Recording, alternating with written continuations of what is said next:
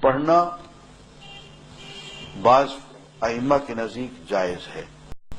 اور دیکھیں ایک اصول رکھیں، جس بات کو کوئی امام جائز قرار دے دے آپ اس پہ عمل کریں نہ کریں یہ آپ کی مرضی ہے، لیکن اس کو تانا نہ دیں کہ یہ ناجائز ہے. بھائی امام مالک، امام شافعی، امام احمد بن حنبل، امام ابن تیمیہ، ان لوگوں نے ساری زندگیاں قرآن پڑھنے پڑھانے میں، حضور کی سیرت طیبہ سیکھنے سکھانے میں لگا دی.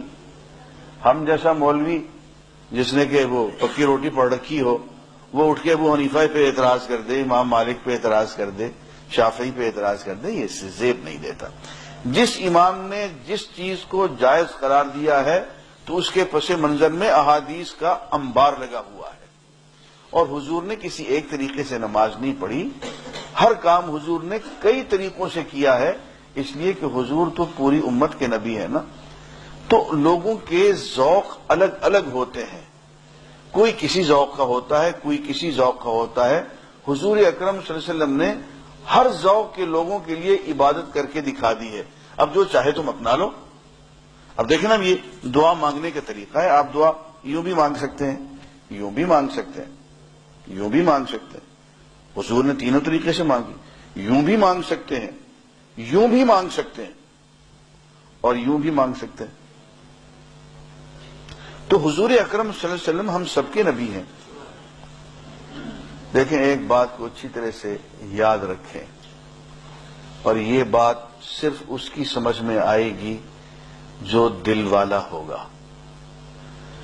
یہ مختلف طریقے کی جو عبادتیں، کہ نماز یوں پڑھی جا رہی ہے، یوں پڑھی جا رہی ہے، یوں پڑھی جا رہی ہے، یوں ہاتھ کیا جا رہا ہے، یوں کیا جا رہا ہے.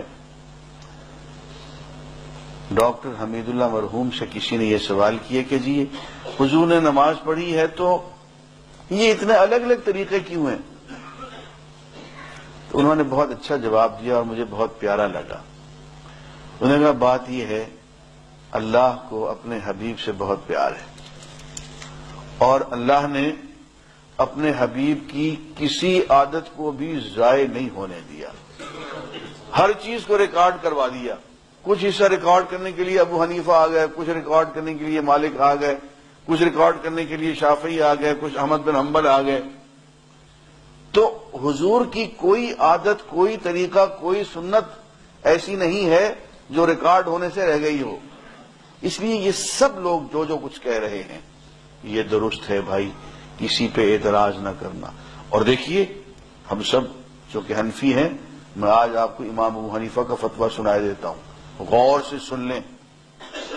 امام ابو حنیفہ رحمت اللہ علیہ نے کہا ہے کہ حضور کے ہر طریقے کے مطابق کم از کم زندگی میں ایک مرتبہ نماز پڑھ لینا واجب ہے. ہاں حضور نے آخری عمر میں اور زیادہ سے زیادہ یوں نماز پڑھی تھی جیسے ابو حنیفہ کہتے ہیں اس طریقے سے، لیکن فرماتے ہیں کہ یوں ثابت ہے حضور سے پڑھنا، رفع یدین ثابت ہے، آمین اونچی آواز سے ثابت ہے. تو زندگی میں کم از کم ایک مرتبہ وہابیوں کے طریقے سے نماز پڑھنا واجب ہے، شافعی کے طریقے سے، احمد بن حنبل کے طریقے سے، امام مالک کے طریقے سے. امام مالک تو ویسی نماز چھوڑ کے پڑھتے ہیں، مانتے ہی نہیں مالکی. تو تمام ائمہ کی طریقے سے زندگی میں کم از کم ایک مرتبہ نماز پڑھنا واجب ہے بھائی. اس لیے یہ جھگڑے کی بات نہیں ہے، دلوں کو کشادہ کرو. ایک شخص جو کہ یہاں ہاتھ باندھ کے پڑھ، وہ کیوں باندھ کے پڑھ رہا ہے بھائی؟